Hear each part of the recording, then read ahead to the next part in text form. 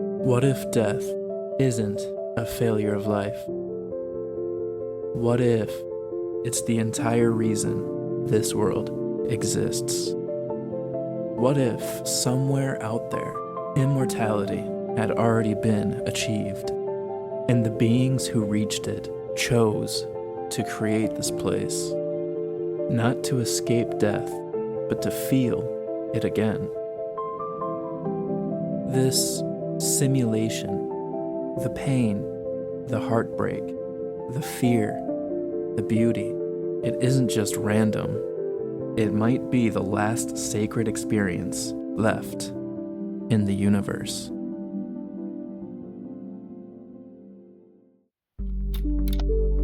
Before we dive deeper, if this kind of thought-bending content makes you question everything, you're in the right place.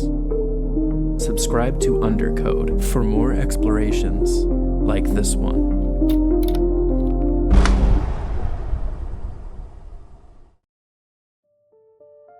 Picture a civilization, not of aliens or angels, but of what we might become, post-human and post-time, beings who've conquered biology, physics, and even death. They cracked it. Immortality. No disease, no decay, no end. At first, it would be euphoric. Limitless creation, endless exploration. But stretch that out over 1,000,000 years, 1,000,000,000, and you start to understand the real horror of eternity. When nothing can end, nothing matters. Without death, there's no urgency. Without loss, there's no value. The only thing left to feel is meaning. And you can't think your way back to that. You have to live your way there. So what do these immortal beings do? They don't build a paradise. They build a prison. A simulation, but not one filled with perfect pleasure.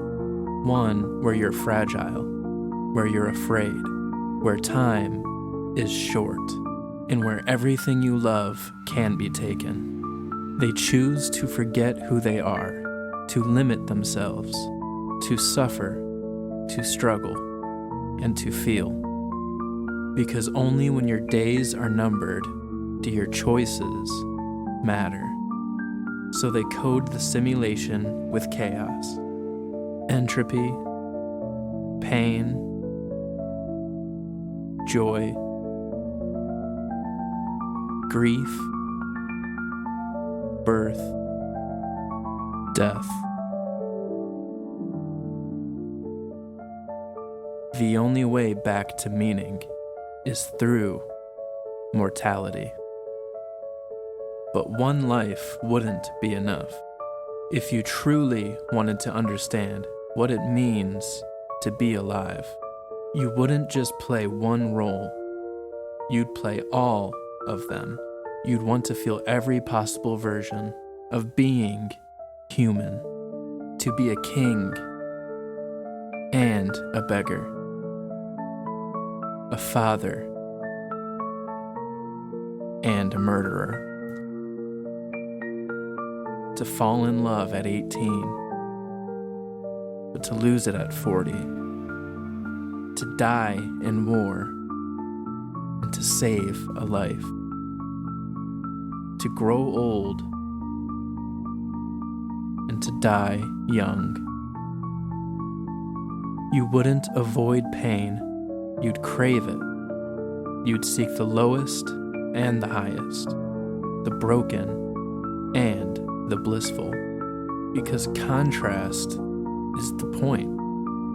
You'd want to feel it all, not as punishment, but as the most intimate way to remember what it means to be.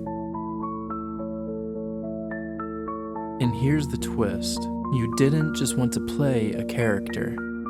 You wanted to play everyone.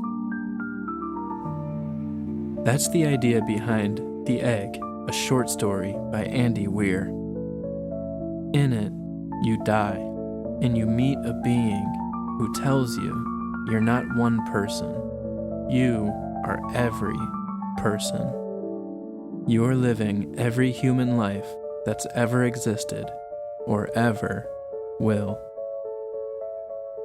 One at a time until you've been all of us.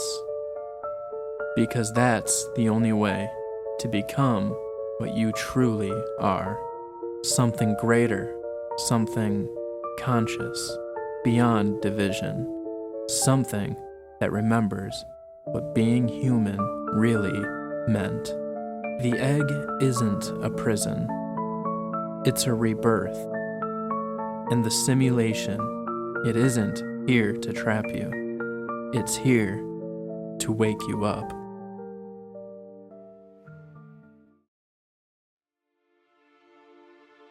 So now you have to ask yourself, what if you chose this?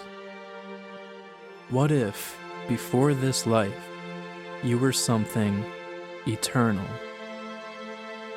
and you pressed start?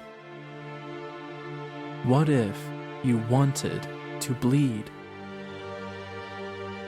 to cry,